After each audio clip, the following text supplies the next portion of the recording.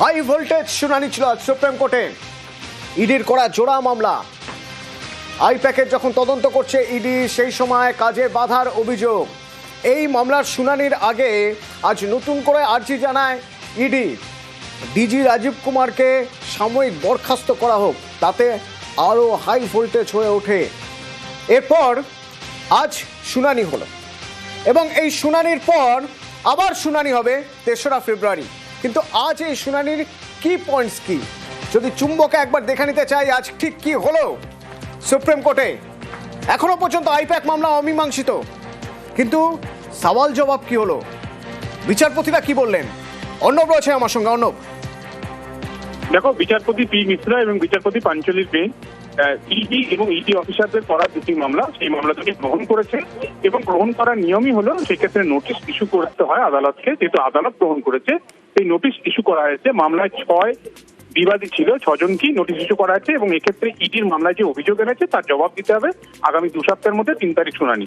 এবং এক্ষেত্রে দুটো প্লেস অফ অকারেন্স, অর্থাৎ বিধাননগর পুলিশ এলাকার সেক্টর 5-এ আইপ্যাকের অফিস এবং আমাদের কলকাতা পুলিশ এলাকার সেক্টর সরণি লাউডন স্ট্রিটে আইপ্যাকের কর্ণধার তার বাড়ি, এই প্লেস অফ অকারেন্সে যা যা সিসি ক্যামেরা, ক্লোজ সার্কিট ক্যামেরার ফুটেজ রয়েছে বা স্থানীয় বা পার্শ্ববর্তী অঞ্চলে যে ফুটেজ রয়েছে সেগুলি সংরক্ষণ করা বা ডিজিটাল নথি থাকলে সেগুলি সংরক্ষণ করার নির্দেশ দেওয়া হয়েছে। এবং 2 অভিযান স্থলকে ঘিরে যদি কোনো এফআইআর হয়ে থাকে সেই এফআইআর গুলি এই মুহূর্তে ফার্দার প্রসিডিং এর উপর তোকে যেতে চাপিয়েছে সুপ্রিম কোর্ট। এক্ষেত্রে ঘুরিয়ে ইডি অফিসারদের রক্ষা কবচ দিল শীর্ষ আদালত বলাই যায়। এছাড়া আজকে দুটো বিষয় খুব গুরুত্বপূর্ণ হয়, সমান্তরাল দুটো বিচার প্রক্রিয়া চলতে পারে কিনা। যেহেতু ইডি প্রথমে কলকাতা হাইকোর্টে মামলা করেছিল, পরে সুপ্রিম কোর্টে মামলা করেছিল, কিন্তু শেষে সুপ্রিম কোর্ট সব পক্ষে সওয়াল জবাব শুনে সুপ্রিম কোর্টে মামলাটি গ্রহণ করেছে। এর পাশাপাশি যেমন এটাও সুপ্রিম কোর্ট বলেছে যে নির্বাচনের আগে কোনো রাজনৈতিক দলের অফিসে অভিযান যেমন সেটা যদি ঠিক না হয়, একই রকম ভাবে ইডির কাজে বাধা দেওয়াটাও ঠিক নয়। এই জায়গা থেকে যে গুরুতর অভিযোগ তোলা হয়েছে সেই গুরুতর অভিযোগ সম্পর্কে কয়েকটি তথ্য সুপ্রিম কোর্ট জানতে চায়। ইডি যে অভিযান চালাচ্ছে তার কোনো বৈধতা ছিল, অর্থাৎ তার কোনো অথরাইজেশন ছিল? এক্ষেত্রে সলিসিটর জেনারেল তুষার মেহতা আদালতে জানিয়েছে হ্যাঁ, তাদের অথরাইজেশন ছিল। এবং কেন আইপ্যাকের অফিসেই এই অভিযান চালাতে হলো, এই প্রশ্ন সুপ্রিম কোর্ট তোলে। এক্ষেত্রে নির্দিষ্টভাবে তাদের ইডির তরফে সলিসিটর জেনারেল উত্তর দেওয়ার চেষ্টা করেছে বা দিয়েছেন, তা হলো যে কয়লা বেআইনি ভাবে উত্তোলন আমাদের রানীগঞ্জ বা যে কয়লা এলাকাগুলি রয়েছে, কুলিয়ারি এলাকা রয়েছে, পাশাপাশি কয়লা চুরি সংক্রান্ত মামলায় 20 কোটি টাকার একটি লেনদেন যেটা গোয়াতে হয়েছিল বলে তাদের তদন্ত হয়েছে। এই আর্থিক অপরাধের তদন্ত খুঁজতে গিয়ে মানি ট্রেলে তারা আইপ্যাকের নাম খুঁজে পায় এবং সেই জায়গা থেকে তারা অভিযানে গেছিল। 10 জায়গা অভিযানের মধ্যে 2টি জায়গা এই নির্দিষ্ট জায়গা যেখানে তারা বাধা পেয়েছে। এই ঘটনা যে বাধা পেয়েছে কেন, তাহলে তারা এক্ষেত্রে কলকাতা পুলিশ বা বিধাননগর পুলিশে অভিযোগ জানালো না। এক্ষেত্রে কেন্দ্রের বক্তব্য বা সলিসিটর জেনারেলের বক্তব্য, যেহেতু টপ বক্স অর্থাৎ রাজ্যের শীর্ষ পুলিশ আধিকারিক তাদের মামলায় অন্তত বিবাদী, তাই তার বিরুদ্ধে কোনো তদন্ত তার অধস্তন কোনো কর্মী বা অফিসার করতে পারেন না বলে তারা সরাসরি সুপ্রিম কোর্টের মাধ্যমে সিবিআই তদন্ত চেয়েছে। কাজে সব পক্ষে সওয়াল জবাব হয়েছে, নোটিশ ইস্যু করা হয়েছে। এখনো পর্যন্ত অমীমাংসিত কি নির্দেশ হবে সেটা 3রা ফেব্রুয়ারি পরবর্তী শুনানির দিন স্পষ্ট হবে। ধন্যবাদ। আজকে ওই কোর্টের সারাক্ষণ ধরে মামলা চললো, দিয়ে নোটিশ ইস্যু করেছে এবং 2 সপ্তাহের মধ্যে এফিডেভিট দিতে বলেছে।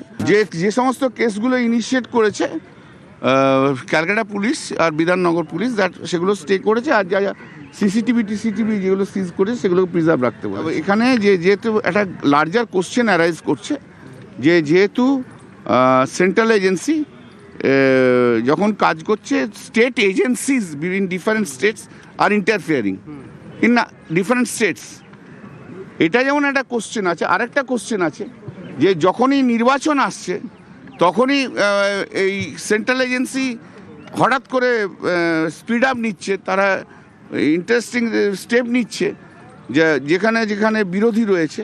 That is also matter, that is also required to be heard. These are the 2 points. Their questions are also framed and our issues are also framed. Matter has been directed to appear on 3rd February. হাইকোর্টের শুনানিটা হবে না এখন, বলছে যে larger question decide করুক না, আমাদের কোনো অসুবিধা তো নেই। আমরা তো আর হাইকোর্টে যাইনি, ওরাই হাইকোর্টে গেছে। ওরাই বলছে আবার সুপ্রিম কোর্টে যাবো। ওরা নিজেরাই ঠিক করতে পারছে না কোন জায়গায় ওরা বেশি কমফোর্টেবল হবে, তাহলে ওরা ডিসাইড করুক। ওরা ওখানে গিয়েছিল, ওখানে শুনেছে, ওরা এখানে এসছে, জজ স্যাররা মনে করছে ওদের শুনবো, ওরা যা মনে করে সেখানে হবে। কেন্দ্রীয় সরকার মনে করছে এখানটা ভালো হবে ওদের জন্য, সেই জন্য এসছে। ডিজি এবং আইপিএসদের সাসপেন্ড করার একটা আর্জিও ছিল, সেই আর্জি কোর্ট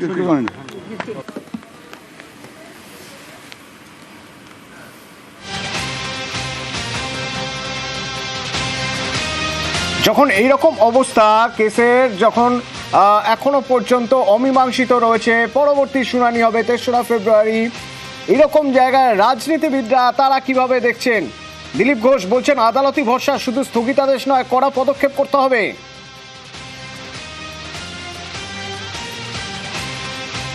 এইভাবে সরকারি কাজে বাধা দেওয়া আর এইভাবে ছিনিয়ে নিয়ে যাওয়া, এটা তো অভূতপূর্ব, সারা পৃথিবীতে কেউ কখনো দেখেনি। লোকতন্ত্রে তার পরিবর্তন যা হওয়ার হবে, সেই জন্য আদালতই একমাত্র ভরসা। তো সেই জন্য আমরা অপেক্ষা করছি। খালি স্টে নয়, কড়া ব্যবস্থা নেওয়া উচিত। যেমন মমতা ব্যানার্জি যে মুখ্যমন্ত্রী যেটা করেছেন সেটা তার শোভা দেয় না। তার সঙ্গে যে অফিসাররা গেছেন তারাও খুব অন্যায় করেছেন, তারা নিজের সীমাকে পার করেছেন। সুপ্রিম কোর্টে আইপ্যাক মামলা অমীমাংসিত, সিবিআই তদন্তের দাবি নিয়ে কোনো নির্দেশ দেওয়া হলো না। ইডি অভিযানের বিরুদ্ধে পুলিশের যে এফআইআর তাও স্থগিতাদেশ দেওয়া হয়েছে, তাতেও সিসি ক্যামেরা ফুটেজ, ডিজিটাল নথি সংরক্ষণের নির্দেশ দেওয়া হয়েছে।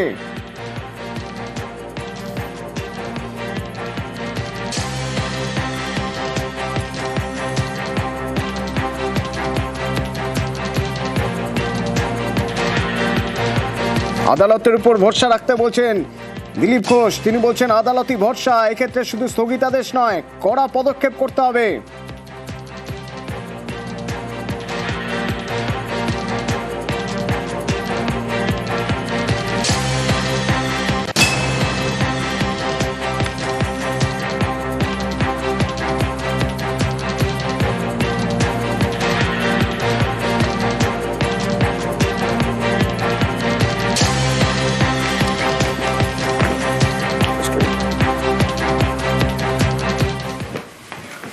রাঁচির খবরে নজর রাখতে হবে।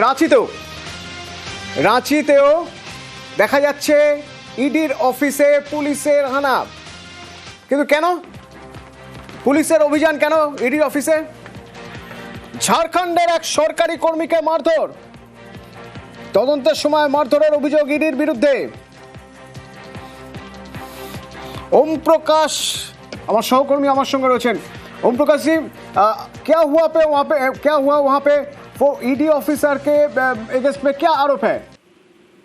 जी बता दें कि ईडी के 2 पदाधिकारी जिन पर ये प्रतीक और शुभम है, उन पर ये आरोप लगा है कि उनके द्वारा जो संतोष कुमार है, जो पेयजल विभाग में अनुबंध कर्मी है, उनसे पूछताछ के दरमियान मारपीट की गई और इसे लेकर ही संतोष कुमार ने रांची के एयरपोर्ट थाने में एक एफआईआर दर्ज कराई है और उस मामले को लेकर अब पुलिस की जांच जो है वो तेज हो चली है। आज सुबह से ही पुलिस की टीम यहाँ पर ईडी दफ्तर, जो कि रांची जोनल ऑफिस ईडी दफ्तर है, वहाँ पर पहुंची है और एफएसएल की भी टीम जो है वो मौके पर पहुंच मामले की जांच में जुटी है।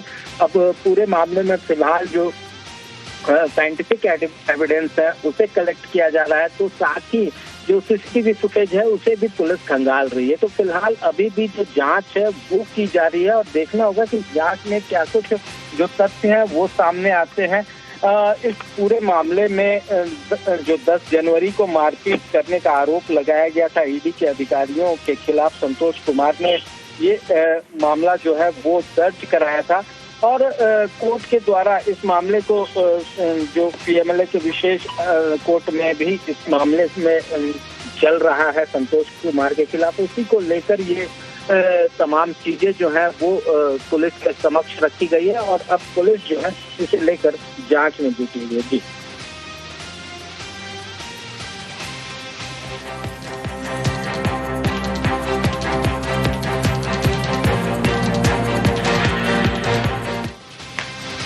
পূর্ব বর্ধমানের মঙ্গলকোটের একটা ছবি আপনাদের দেখাতে চাইব। দেখুন, তালা বন্ধ আর ওপাশে কারা? বিএলওরা। পঞ্চায়েত অফিসের মধ্যে বিএলওদের তালাবন্দি করে রাখা হয়েছে। তারা শুনানির নোটিশ দিতে যাচ্ছিলেন, শুনানিতে হয়রানি হচ্ছে, আর তাই সেই অভিযোগে বিক্ষোভ দেখানো হচ্ছে পিন্ডিরা গ্রামে মঙ্গলকোটের পঞ্চায়েত অফিসে বিএলওদের তালাবন্দি করে রাখা হয়েছে।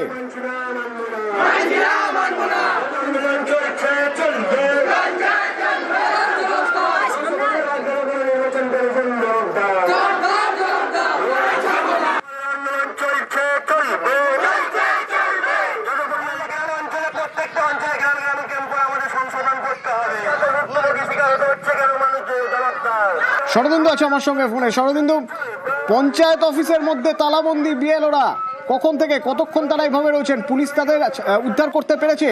কেনই বা তাদের এইভাবে তালাবন্দি করে রাখা হয়েছে? দেখো, মঙ্গলকোটের পিন্ডিরা গ্রামের ঘটনা এবং ওখানকার 3টে বুথের 900 ভোটারকে পুনরায় নোটিশ পাঠানো হয়েছে শুনানিতে হাজির হওয়ার জন্য। এবং এখানে আপত্তি বাসিন্দাদের, তাদের বক্তব্য যে শুধুমাত্র হয়রানির জন্য এভাবে গণহারে ভোটারদের ডেকে পাঠানো হচ্ছে। তাদের দাবি যে অনেক দূরে বিডিও অফিসে তারা শুনানি কেন্দ্রে যাবেন না, তাদেরকে তাদের বুথে শুনানি করতে হবে, আর নচেত তারা এই শুনানির যে নোটিশ তা গ্রহণ করবেন না। পঞ্চায়েতের সামনে আজ দুপুরে পঞ্চায়েত সংলগ্ন যেসব বাড়ি, সেখানে নোটিশ সার্ভ করছিলেন 3 বিএলও এবং তাদেরকে পঞ্চায়েত অফিসে আসতে বলা হয়। এরপরে তাদেরকে তালাবন্ধ করে রেখে দেওয়া হয়েছে।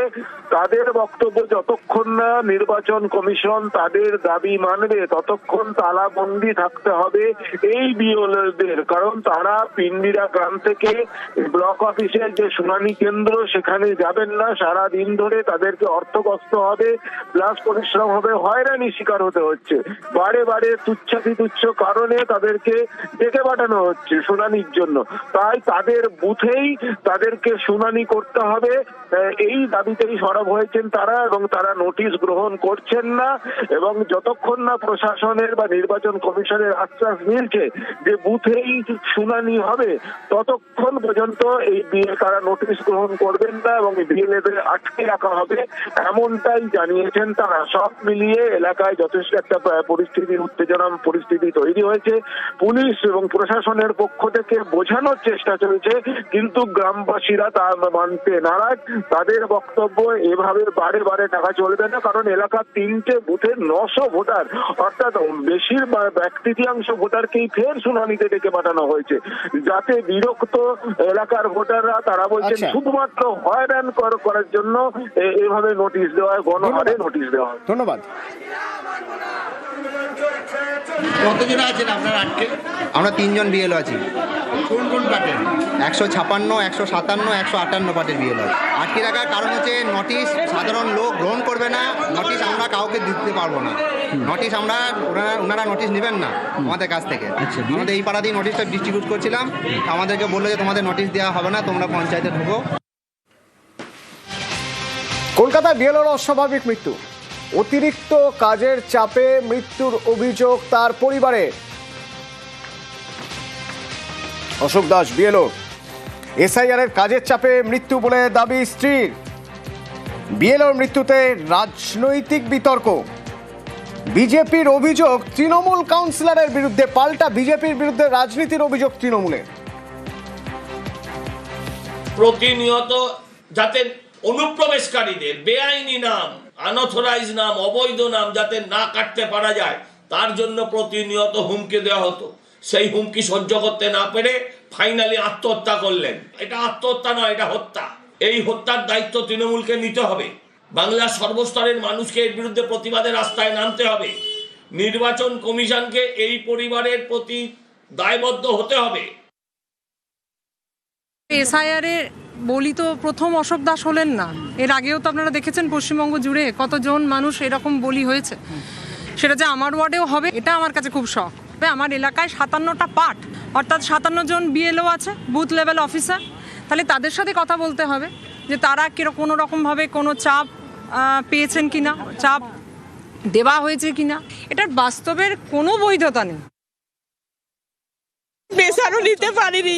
আমি ওদের কি জানে এসডিও নেই আরো সবাইকে বলেছি, হ্যাঁ ওরা প্রেশার নিতে পারিনি, ওরা কাজের চাপ অনেকদিন বলছি কাজের চাপ নিয়ে কিছুতেই শুনলো না। চন্দ্রযান অভিযান ভারতের গর্বের এক অভিযান। সেই অভিযানের সঙ্গে যুক্ত ছিলেন একজন বিজ্ঞানী, হাওড়ায় থাকেন। তাকেও স্পেশাল ইন্টেন্সিভ রিভিশনের শুনানিতে ডাকা হয়েছে। তার ভোট দেওয়ার অধিকার রয়েছে কিনা তা সুনিশ্চিত এখনো করা যায়নি। দেবাশিস রয়েছেন আমার সঙ্গে। দেবাশিস, অভিজিৎ বন্দ্যোপাধ্যায়, এই অভিজিৎ বন্দ্যোপাধ্যায়কে নিয়ে একসময় বাংলার মানুষ, হাওড়ার মানুষ গর্ব করেছেন। সেই অভিজিৎ বন্দ্যোপাধ্যায়কেও শুনানিতে ডাকা হয়েছে, কি বলছেন তিনি? দেখো, শুধু হাওড়া বা বাংলার মানুষ নয়, ভারতবর্ষের মানুষ এবং কি প্রধানমন্ত্রী তিনিও কিন্তু এই অভিজিৎ বন্দ্যোপাধ্যায় সহ যে বিজ্ঞানীরা কাজ করেছিলেন তাদেরকে বাহবা দিয়েছিলেন, তাদেরকে সম্মান দিয়েছিলেন। আর সেই বিজ্ঞানীকেই আজকে তার ভোটাধিকার, তার ভারতের নাগরিকত্ব যাচাই করতে হচ্ছে লাইনে দাঁড়িয়ে সাধারণ মানুষের সাথে। এসব সাধারণ মানুষকে সমস্যায় পড়তে হয়েছিল, তার মধ্যে একজন হচ্ছে এই অভিজিৎ বন্দ্যোপাধ্যায় এবং তার মাতা এবং পিতা। তাদেরকে প্রমাণ করতে হবে তারা উত্তর হাওড়ার বাসিন্দা। তাদের দেওয়া এসআইআর ফর্মের সাথে দেওয়া নথি সেটি কিন্তু সঠিক নয় বলে মনে করছে নির্বাচন কমিশন, আর তার জন্যই কার্যত তাকে ডেকে পাঠালো।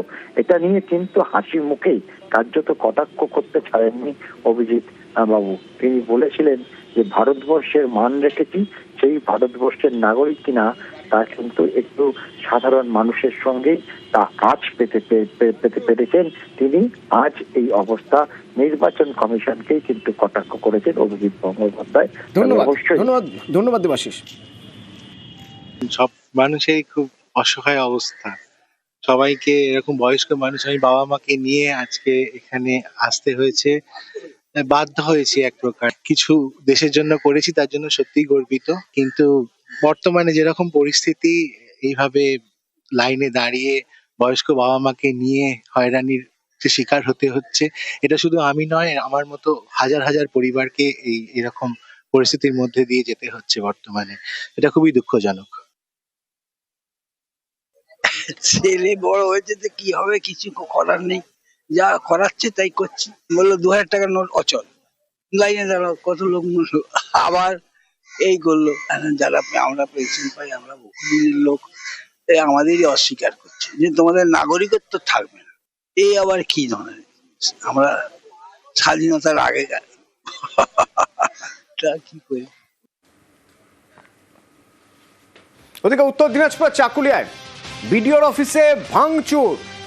কেন না, হয়রানি হচ্ছে। এই হয়রানি আর নেওয়া যাচ্ছে না, এই অভিযোগে দেখুন বিডিও অফিস থেকে আসবাবপত্র বের করে নিয়ে এসে ভাঙচুর করা হচ্ছে। তছনছ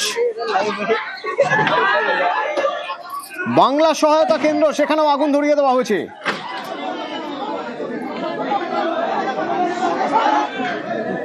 চঞ্চল আছে আমার সঙ্গে। চঞ্চল, এই যে যারা অশান্তি করছেন, কতজনকে ডাকা হয়েছিল হিয়ারিং এ, কি অভিযোগ করছেন তারা? দেখো, যেটা জানা গেছে যে প্রথম দফার যে হিয়ারিং ছিল, সেই হিয়ারিং এ প্রায় 5-5.5 মানুষের হিয়ারিং এ ডাক ছিল। দ্বিতীয় দফা যখন হিয়ারিং এ ডাক পড়ে প্রায় 70,000 মানুষের, এবং এই 70,000 মানুষের কিন্তু যখন হিয়ারিং এ ডাক পড়ার পরে কিন্তু দ্বিতীয় প্রশাসনের তরফ থেকে তাদের প্রত্যেকের হাতে প্রায় নোটিশ পাঠিয়ে দিয়েছিল। কিন্তু ক্ষুব্ধ হয়ে জনতার কারণ হচ্ছে যে এই যে হিয়ারিং, এই যে প্রথম দফায় যে হিয়ারিং এ এসে যে হয়রানির শিকার হয়েছে, তার পাশাপাশি যে আরেকটা সবচেয়ে গুরুত্বপূর্ণ বিষয় হচ্ছে এই যে এলাকা, যে চাকুলিয়া যে বিধানসভা এলাকা রয়েছে, এই বিধানসভা এলাকার বেশিরভাগ যে মানুষ রয়েছে তারা কিন্তু পরিযায়ী শ্রমিক রয়েছেন, এবং এই পরিযায়ী শ্রমিকের পরিবারের একাংশরা কিন্তু তারা এখানে এসে বিক্ষোভ দেখিয়েছে যে এই যে হয়রানি হবে, এবং হয়রানির অভিযোগ তুলে কিন্তু তারা বিক্ষোভ দেখিয়েছে। আজ সকাল থেকে প্রথমে রাস্তাঘাটে টায়ার জ্বালিয়ে বিক্ষোভ করে, এবং একাধিক চাকুলিয়া একাধিক এলাকায় রাস্তা অবরোধ করে বিক্ষোভ দেখায়, এবং ধীরে ধীরে যে পরিস্থিতি একবারে উত্তেজনা উত্তপ্ত হতে শুরু করে, এরপরে কিন্তু সেই আজ গিয়ে পড়ে এই গোয়ালপুকুর যে 2 নম্বর ব্লক যে বিডিও অফিস রয়েছে, সেই বিডিও অফিসে, এবং বিডিও অফিসের চত্বরে যাওয়ার পরে কিন্তু প্রায় শয়ে মানুষ কিন্তু সেখানে গিয়ে বিক্ষোভ দেখায়। তারপরে কিন্তু উত্তেজনা ছড়িয়ে পড়ে, এরপরে ভাঙচুর এবং বাংলা সহায়তা কেন্দ্র যে রয়েছে সেটিও কিন্তু আগুনে জ্বালিয়ে দেওয়া হয়, এবং এই গোটা ঘটনা নিয়ে কিন্তু একবারে ধ্বংসস্তূপে পরিণত হয়েছে গোয়ালপুকুর বিডিও অফিস। ধন্যবাদ।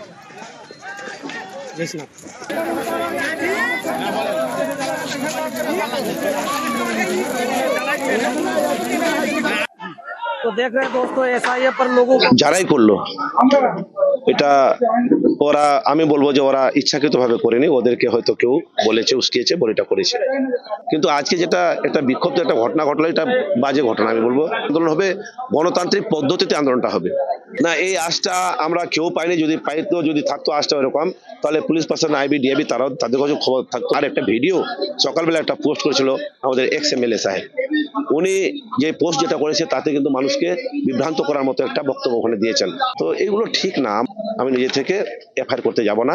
দল যদি নির্দেশ দেয় যে করতে হবে, তাহলে করা যাবে।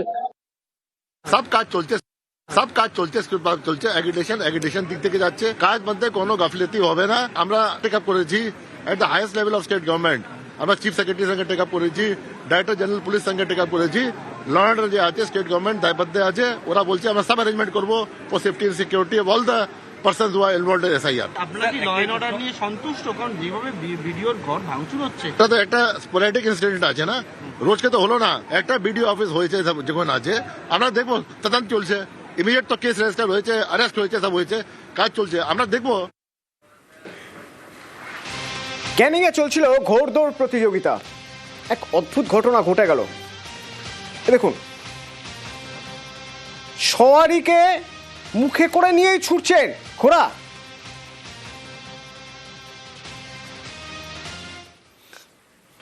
আরো একটা ছবি দেখাবো, একটা ড্রোন শট আছে, সে ছবিও দেখাবো আপনাদের। ঘোড়দৌড় প্রতিযোগিতায় আর এক ঘোড়া, তার সামনে যে ঘোড়া ছিল সেই ঘোড়ার সওয়ারিকে কামড়ে মুখে ঝুলিয়ে ঘোড়া ছুটছে।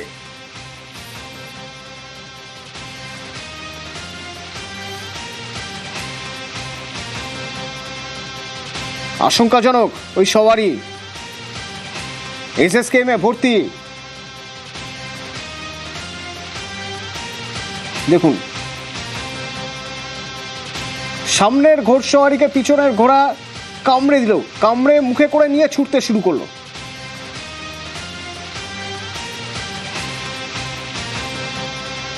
ক্যানিংয়ের আমতলা মাস্টারপাড়ার ঘটনা। ঘোড়দৌড় প্রতিযোগিতা চলছিল, সেখানে এই অঘটন।